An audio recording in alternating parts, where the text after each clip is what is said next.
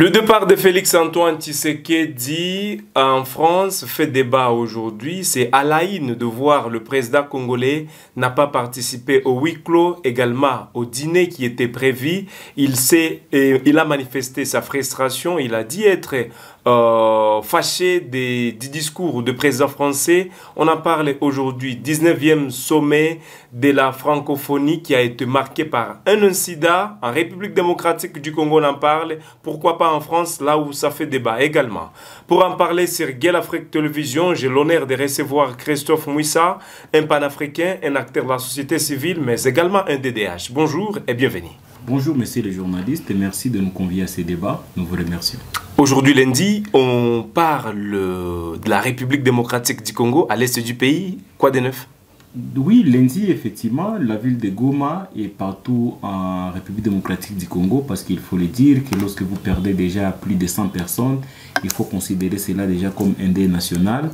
Au Sud Kivu et au Nord Kivu, dans différentes entités, nous avons perdu nos compatriotes dans cette noyade qui a eu lieu le 3 octobre dernier. Et nous pensons qu'avec toutes les mesures qui sont en train d'être prises par les autorités pour voir dans quelle mesure on peut enterrer dignement nos compatriotes, mais également continuer à réclamer qu'il y ait le déclenchement des poursuites judiciaires pour répartir des responsabilités de tous les responsables des services lacistes dans les lacs Kivu. Aujourd'hui, Monsieur Christophe Mouissa, nous vous disons au début de cette émission, merci d'avoir accepté notre invitation. Ça nous honore fort de vous revoir encore au début de la semaine. Le président Félix-Antoine Tshisekedi, qui était en France pour le 19e sommet de la francophonie, malheureusement, cela a été marqué par un incident. Juste après le discours du président français, le président congolais a manifesté son mécontentement malgré les tête-à-tête qu'ils ont eu ce vendredi. Le président congolais a manifesté qu'il n'était pas content du discours du président français qui a semblé oublier la RDC lors de son discours. Pour commencer, comment vous analysez la réaction du président de la République démocratique du Congo face à ce qui s'est déroulé au niveau de la France? Bon, tout au départ, je dois dire que c'est une décision légitime pour tout chef de l'État qui a semblé être humilié devant une si grande activité comme celle-là de la francophonie, mais également il faut voir le poids que pèse la République démocratique du Congo dans ce qu'on appelle l'espace francophone ou dans l'Organisation internationale de la francophonie, qui est une très grande organisation avec une grande influence au niveau international. Et malheureusement, le Congo, qui est considéré comme le plus grand pays dans cet espace francophone, s'est vu être humilié en présence de son président. Et nous pensons que c'était une décision d'abord légitime, mais au-delà de ça, il faut dire qu'il y a d'autres responsabilités qui nous reviennent à nous, parce qu'il fallait déjà étudier les signes du temps, la position de la France face à ce qui se passe dans notre pays, et la considération, le respect qu'on nous accorde dans cet espace francophone, surtout qu'elle est gérée aujourd'hui par une secrétaire générale rwandaise, et c'est le Rwandais effectivement qui est en train d'agresser notre pays. Et du coup, la position ou la décision du président de la République, au-delà d'être légitime, mais moi je pense que le président de la République a aussi été induit en erreur parce qu'il n'aurait même pas dû participer à cette activité. C'est votre point de départ déjà de savoir que c'est vraiment légitime ce qu'il a fait le président congolais, oui. Mais il ne devrait pas participer. S'il faudra encore revenir en arrière, ne pas participer, pourquoi? Ne pas participer parce que d'abord... Parce que déjà la RDC représente un grand membre. Comme je le disais, il ne fallait pas y participer parce qu'en avance, il fallait étudier les circonstances dans lesquelles s'organisent ces sommets, premièrement. Deuxièmement, il fallait avoir ce qu'on appelle la politique anticipative. Donc, quand on est un chef de l'État, quand on est un dirigeant, il faut savoir lire les signes du temps. Et les signes du temps, c'est de savoir des positions stratégiques et des intérêts qui lient tous les pays de l'espace francophone. Je prends un exemple. Lorsque le respect n'est pas servi à la table, il faut y quitter le plus rapidement possible pour ne pas être humilié ou ne pas tomber dans les ridicules. Et voilà, nous sommes tombés malheureusement dans les ridicules, alors que nous savons tous la position de la France face à ce qui se passe en République démocratique du Congo et particulièrement du président français M. Macron, qui n'a toujours jamais reconnu que le Congo est agressé par le Rwanda. Parce qu'effectivement, lorsque vous suivez, vous voyez l'histoire ou l'historique de la République rwandaise, qui n'a jamais été colonisée par la France, mais qui a progressé par rapport à son influence sur le continent, mais également à son influence au niveau international. Le pays a progressé jusqu'à occuper le poste le plus prestigieux du secrétariat général de l'OIF. Ça, c'est extrêmement grave. Pourquoi? Parce que le Rwanda, qui a toujours considéré que la France était derrière les génocides rwandais, où on avait même chassé l'ambassadeur français à l'époque qui était en poste à Kigali. Il a été chassé parce que le Rwanda soupçonnait ou accusait la France d'avoir été derrière les génocides qui s'étaient passés au Rwanda. Maintenant, par rapport à la politique de pouvoir racheter la confiance du Rwanda, c'est de là que la France se vit ou se voit être trop malléable ou vouloir influencer, se ramener ou rapprocher, gagner la confiance du Rwanda. Et si vous avez vu, même par rapport à des différents procès où on a arrêté des sujets rwandais, des citoyens rwandais en France, ils ont été condamnés par la Cour d'assises de Paris. Vous comprenez que la France est dans une politique de pouvoir se rapprocher de plus en plus du Rwanda. Et nous tous, nous savons comment est-ce que la communauté internationale, les États-Unis, la France et la Grande-Bretagne, comment est-ce qu'ils considèrent le Rwanda, comment est-ce qu'ils manipulent M. Paul Kagame. Et à ce titre, c'est de là que nous, en tant que des Congolais, nous souffrons. Pourquoi? Parce que la langue française au Rwanda occupe la 4e place. Après le Kinyarwanda, l'anglais, le Swahili, le français vient à la 4e position. Comment expliquer qu'un pays, dans un pays où on ne parle pas français, couramment le français, qu'on peut propulser l'un des sujets ou des citoyens rwandais pour occuper ces postes aussi prestigieux? C'est une honte au départ. Et moi, je pense que depuis 2021, lors de la guerre d'agression, quand ça a commencé, nous avions tenu à proposer à notre gouvernement de suspendre momentanément notre participation aux activités de l'OIF. Cela pourrait effectivement nous épargner de toute cette opprobre que nous sommes en train de subir aujourd'hui, et la France devrait réfléchir 2 fois. Mais voyons la manière dont nous nous amenons à chaque fois pour aller nous plaindre, pour aller présenter la situation qu'elles connaissent déjà, parce que même le Conseil de sécurité des Nations Unies a déjà reconnu qu'il y a une agression au Congo, mais que l'OIF, dans laquelle nous appartenons, avec un grand poids culturel, linguistique aussi, mais la France refuse de reconnaître que nous sommes agressés. Dans son discours, M. Macron, il a cité l'Arménie, il a cité l'Ukraine, il a cité le Liban. Mais il a refusé de reconnaître qu'au Congo, il y a un génocide perpétré par le Rwanda. Voilà un peu ce que moi je peux justifier par rapport aux positions du président de la République, mais ça a été d'abord une erreur stratégique de participer même à cette activité. Pourquoi? Parce que même en 2022, lorsque le Premier ministre congolais a participé au 18e sommet, il a refusé de s'afficher même sur la photo de clôture. Mais malheureusement, chez nous, c'est le président de la République lui-même qui s'est rendu là-bas et qui s'est fait humilier. Moi, je pense que c'est une honte et c'est là doit nous amener à réfléchir encore 2 fois. Vous les qualifiez de l'humiliation, ce qui s'est passé au niveau de la France? Oui, c'est une humiliation au vu de la grandeur du Congo, d'abord, mais aussi par rapport à l'influence linguistique, parce que vous savez que le français, c'est notre langue officielle, c'est la langue de l'éducation et de la langue de l'administration. Et du coup, ces pays qui comptent près de 100 millions d'habitants, qui parlent couramment et très bien le français, nous représentons quand même beaucoup dans cette organisation. Et comme nous représentons beaucoup, nous devrions également avoir une grande considération, contrairement au Rwanda. Parce que le Rwanda, où on ne parle pas couramment le français, le Rwanda où, en tout cas, sa promiscuité à la langue française est vraiment beaucoup plus menacée, mais nous ne savons pas qu'est-ce que nous avons fait pour mériter une telle humiliation vis-à-vis de la secrétaire Louise Mushikiwabo, qui fut ministre des Affaires étrangères rwandaise, et aujourd'hui, elle est ce qu'elle est, mais nous nous posons la question, est-ce que le Congo a joué bien son rôle par rapport à ses dirigeants d'abord? Parce qu'il faut que nous puissions aussi nous questionner sur des problèmes internes. Comment cela est arrivé jusqu'à arriver au point où c'est le Rwanda qui peut récupérer le secrétariat général de l'OIF? Ce sont des raisons stratégiques, c'est l'influence politique aussi, bien sûr, mais pourquoi pas la RDC? Et pourquoi être considéré de cette manière ici avec beaucoup d'humiliation?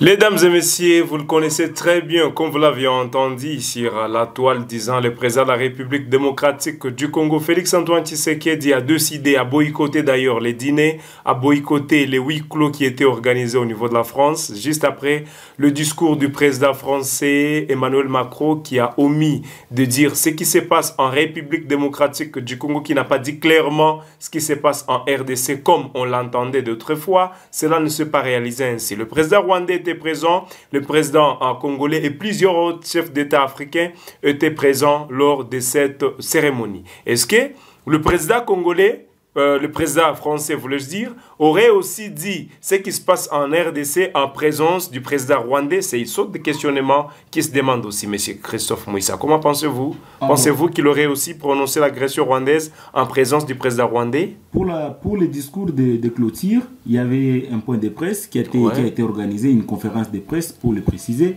Et il y a un journaliste de Jeune Afrique qui a posé la même question au président Macron. Il a dit pourquoi ce soir, vous venez de citer le Rwanda comme pays agresseur que vous n'avez pas pu citer au discours introductif. Donc vous comprenez que c'était non seulement sur base d'une certaine pression des Congolais, que ce soit au niveau institutionnel ou au niveau extra-institutionnel, mais aussi par rapport à la frustration qu'a présenté le président Tshisekedi. Et du coup, Kagame s'est rendu compte qu'il a commis une grosse erreur et il a expliqué qu'ils avaient eu près d'une heure de tête-à-tête avec le président Tshisekedi, également tête-à-tête avec le président Kagame. Ce sont des secrets d'État sur lesquels ils ont pu discuter parce que ça n'a pas été dévoilé. Mais tout ce que nous reconnaissons ici, c'est que Macron a humilié les grands Congo. Et nous, en tant qu'un pays souverain, en ce moment ici, on devait prendre toutes les dispositions nécessaires pour suspendre notre participation à l'OIF. Ça serait une décision, non seulement c'est souverainiste, mais aussi c'est patriotique. Et cela va avec l'honneur, va avec la dignité de tout un peuple, parce qu'on ne peut pas accepter qu'un pays comme la France, qui est près de 5 fois en République démocratique du Congo, les Rwandais qu'on peut compter plus de 1000 fois en RDC, plus de 80 fois pour contenir la superficie RD congolais, mais que ce soit encore les pays, non seulement vous vous retrouvez tous dans l'OIF, mais l'un des pays qui chapeaute le secrétariat général de l'OIF agresse un autre pays, d'ailleurs le plus grand pays influent dans l'espace francophone, que ça soit agressé, que cela soit pris, soit traité avec beaucoup de simplicité. Donc pour nous, nous pensons qu'au-delà de tout ce que représente l'OIF, le Congo aujourd'hui, nous avons la possibilité de voler seul, comme l'a fait le Mali qui a boycotté, le président sénégalais n'a pas pu participer, le président malien et même burkinabé, ils ne se sont pas rendus, ils n'ont même pas envoyé des délégués à ces sommets. Et voilà. Nous devons prendre des décisions très courageuses parce qu'il y a trop d'hypocrisie dans cette organisation et nous devons prendre toutes nos responsabilités en main. Qu'est-ce que vous pensez de là où vous nous suivez depuis la diaspora? Qu'est-ce que vous pensez de ce qui se passe en République démocratique du Congo? Eza Makambo Amabele Alobaki Vital Kamere, ça concerne la République démocratique du Congo, pensez-vous? Peut-on dire de l'humiliation, ce qui s'est passé peut-on dire que Emmanuel Macron a humilié le président congolais, a humilié toute la RDC devant le monde entier? Affichez dans les commentaires ce que vous pensez sur cela. Monsieur Christophe Mouissa, le temps que nous sommes en train de dérouler notre émission, on parle ici de Madame Louise Mushikiwabo plutôt, voulais-je dire. Elle est aujourd'hui la secrétaire générale de l'Organisation internationale de la francophonie. Elle est de la nationalité rwandaise. Et l'ancienne ministre des Affaires étrangères au niveau de la République du Rwanda. Bref, elle fait partie des Rwandais. Peut-on dire aujourd'hui qu'il est temps qu'elle est secrétaire générale? Pouvons espérer que l'OIF pourra être neutre dans l'affaire qui interpose la RDC et les Rwandais? Non, moi je dirais par contre que nous sommes naïfs. Nous, en tant que peuple congolais, nous sommes très naïfs et même nos dirigeants semblent être aussi naïfs. Parce qu'il y a près d'une année ici, que nous avions même refusé que l'OIF vienne faire son expertise par rapport à l'audit du fichier électoral. Pourquoi? Parce qu'on a considéré que c'était Mme Louise Mushikiwabo qui gérait l'OIF. Mais nous nous posons finalement la question, qu'est-ce qui aurait pris les autorités pour qu'une année après, ils rejoignent pour participer. Ça a été d'abord Vital Kamerhe pour participer à Toronto, je crois entre Toronto et Montréal, à l'Assemblée parlementaire, de l'OIF au Canada. Ensuite, c'est le président Tshisekedi. Donc, nous comprenons qu'il y a aussi un problème de calcul politique. Je ne sais pas si je pourrais me faire comprendre par les Congolais, tellement que nous sommes beaucoup plus émotifs, nous sommes emportés par des sentiments et des émotions. Mais moi, je pense que le problème, c'est à l'interne. Parce que rien ne justifie. En 2022, le président Tshisekedi qui a délégué son gouvernement, particulièrement le Premier ministre, et il a rappelé pour boycotter sa participation à la prise de photos de clôture. En 2023, nous avons refusé l'expertise de l'OIF pour venir auditer les fichiers électoraux. Mais en 2024, après avoir acquis peut-être le pouvoir de façon dont nous le connaissons, on accepte quand même de nous y rendre. Premièrement, le président de l'Assemblée nationale et deuxièmement, le président de la République avec une forte délégation pour aller se faire humilier à Paris. Qu'est-ce qui explique? Quel est le contexte qui a changé alors que ça fait 3 ans que nous sommes sous occupation rwandaise? Ça fait 3 ans que la même Madame Mushikiwabo, elle est là. Nous connaissons les enjeux tels qu'ils se passent. Nous connaissons la position de la France. Nous connaissons la position de toute la communauté internationale. Mais quand même, nous avons accepté de nous y rendre. Comment est-ce que nous pouvons expliquer Peut-être qu'il fallait éviter la politique de la chaise vide. Ne le voyez-vous pas aussi ainsi? Un État doit aussi savoir se maintenir sur ses positions, sur ses décisions, quelles que soient les conséquences qui vont en découler. Et ça, c'est ce qu'on appelle la souveraineté de l'État. Donc ici, dites-moi, au lieu d'aller pour se faire humilier, connaissant déjà les velléités, les idées de la France vis-à-vis du Rwanda, vis-à-vis de l'agression, au lieu de boycotter, d'y participer, et au lieu de se faire humilier, qu'est-ce qui serait mieux pour le peuple congolais? Moi, je pense que nos téléspectateurs pourront également réagir autour de cette émission, mais moi, je pense que boycotter serait mieux parce que ça privilégierait le respect des Congolais, la dignité du peuple congolais vis-à-vis de la France que nous connaissons qu'il ne pourrait pas. Au départ, on savait qu'il ne pourrait pas condamner le Rwanda. Même à la tribune des Nations Unies, la France s'est portée médiatrice dans le conflit qu'il y a entre la RDC et le Rwanda à travers les négociations de Luanda. Alors que dans pareille situation, la France, comme elle connaît déjà, et le Conseil de sécurité des Nations Unies connaissent déjà qu'il y a une agression au Rwanda, il fallait prendre position, demander simplement au Rwanda de retirer ses troupes. C'était simple, aussi simple que ça. Mais aujourd'hui, vouloir répartir des responsabilités entre le Congo et le Rwanda, vouloir maquiller et caresser les singes dans le sens du poil, ça n'encourage pas les Congolais. Surtout qu'aujourd'hui, vous connaissez vous-même, la jeunesse africaine a aujourd'hui des sentiments anti-français, des sentiments anti-occidentaux. Mais nous remarquons que nos autorités, pour la plupart, se rendent toujours en France, ils présentent leur civilité, ils font des courbettes à des ministres français, à des ambassadeurs français, au président français. Alors que si vous voyez aujourd'hui, tous les indicateurs prouvent que c'est la France qui est la porte-malheur de tout ce qui se passe en Afrique, avec les Américains et les autres pays, notamment la Grande-Bretagne, l'Angleterre, et l'Allemagne et tous ces pays, d'autres pays de l'OTAN, notamment le Canada. Donc aujourd'hui, ce n'est plus secret pour personne. Et nos autorités doivent comprendre cela. Sinon, ils vont continuer à se faire humilier, comme ce fut le cas avec Gbagbo. Vous avez suivi l'un des internautes, l'un de celui qui a été le directeur à l'Élysée.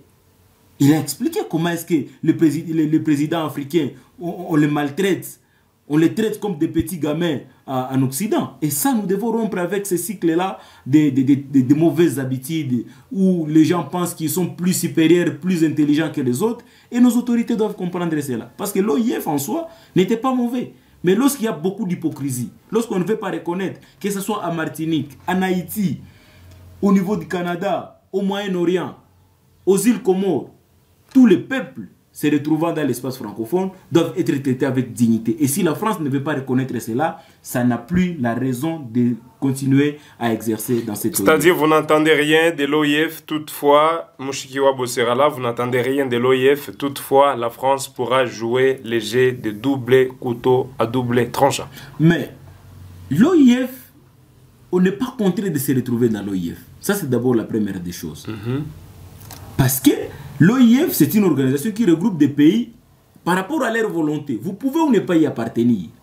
Ce n'est pas une obligation forcée. Et si vous n'y êtes pas, même si vous êtes dans un pays qui parle le français, il n'y a pas une prison où l'OIF va procéder à un procès pour arrêter les pays qui n'ont pas participé dans l'OIF. Les cas, c'est le Mali qui n'a pas participé.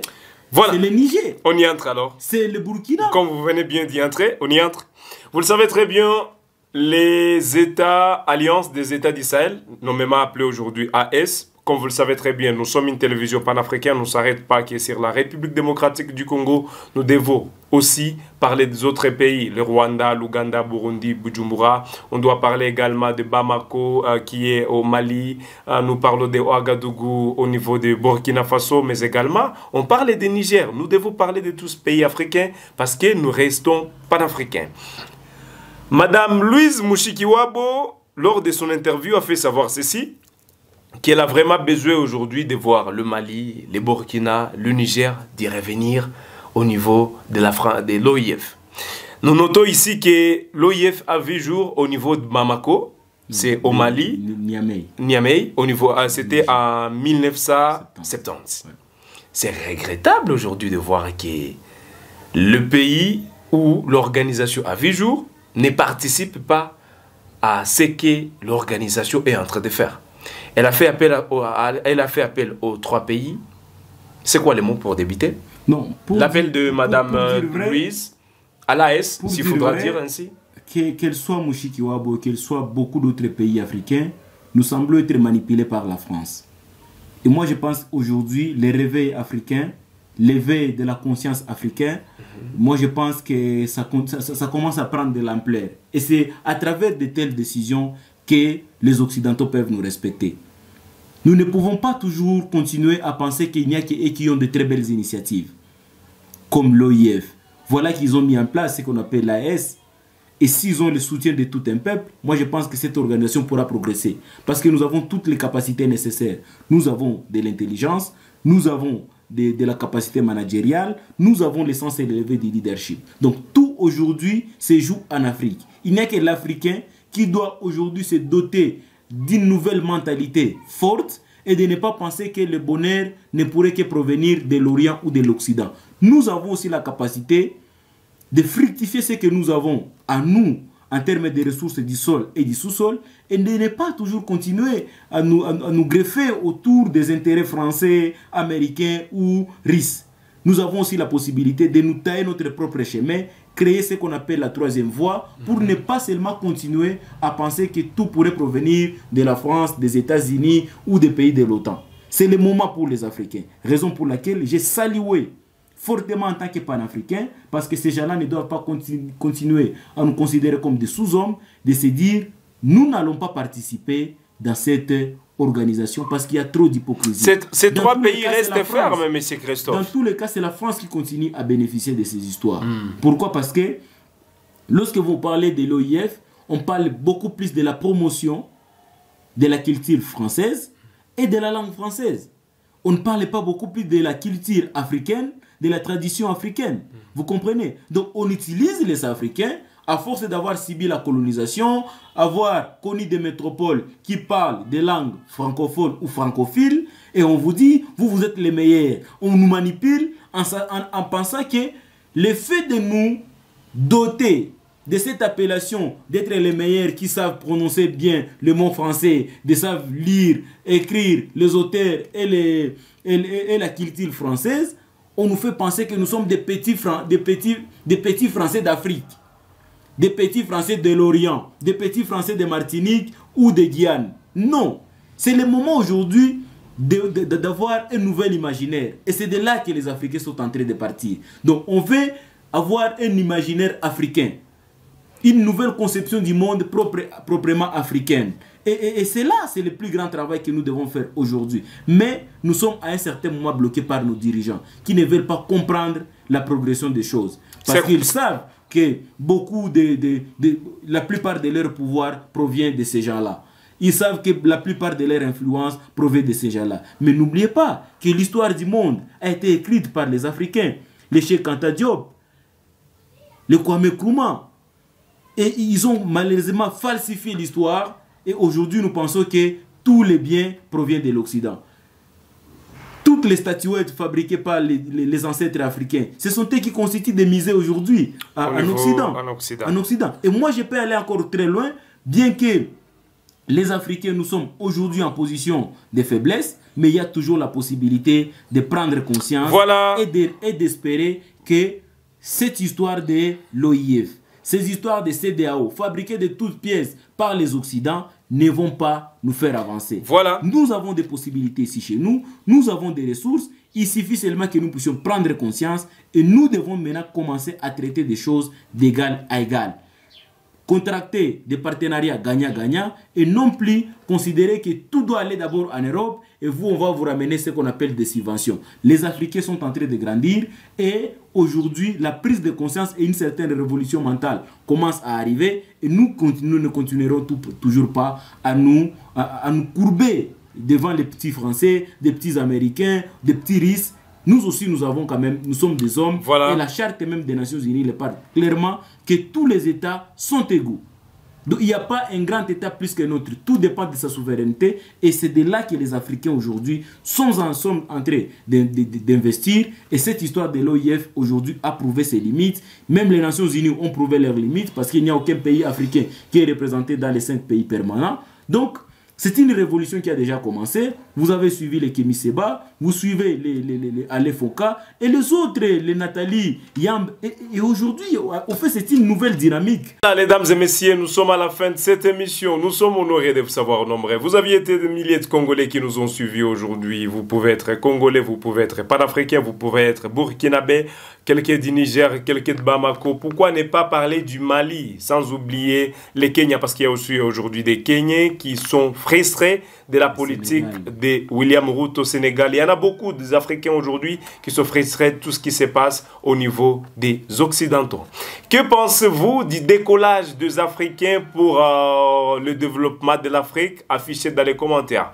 Nous sommes à la fin de cette émission. Nous vous disons merci, les dames et messieurs, vous tous qui nous aviez suivis à ce jour. Monsieur Christophe Mouissa, nous vous disons merci d'avoir accepté notre invitation. Ça nous honore dire sur Guel Afrique Télévision. Merci beaucoup. Nous rendons hommage à tous ces hommes qui ont décidé de servir les drapeaux. Nous rendons hommage à toutes ces personnes qui sont en train de donner leur vie pour la défense de la patrie en République démocratique du Congo. J'étais Youssoufou Kibingila, j'ai reçu Christophe Mouissa, un panafricain, un jeune engagé pour lutter contre la rébellion rwandaise sur le sol congolais. Nous vous disons merci, nous vous souhaitons une bonne journée, mais également, on se promet, on se fixe un nouveau rendez-vous sur Guel Afrique Télévision pour d'autres actualités.